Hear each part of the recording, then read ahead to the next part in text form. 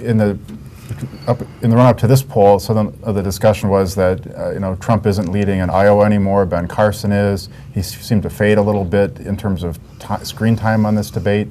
Is this a trouble point for Donald Trump? Does he have a lot to do leading into the next debate here? Yeah, I mean, we've been saying this for a long time, but I do think that Donald Trump, has a shelf life in this campaign.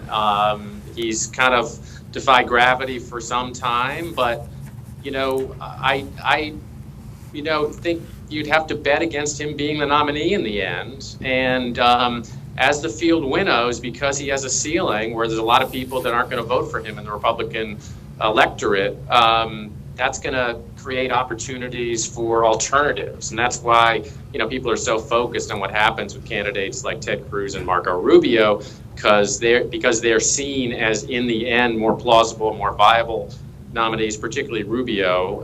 It's just that the people that are seen as plausible just haven't gotten Republican primary voters very excited so far. I did think, actually, when Trump had the microphone, he seemed to be saying things that we'd already heard before. He didn't push the conversation forward at all. And so, I mean, there was almost a been there, done that sort of feel to him, whereas in the first two debates, he was different. He was saying things that aren't normally said at debates, but this time he was again talking about securing the borders and all of that sort of stuff.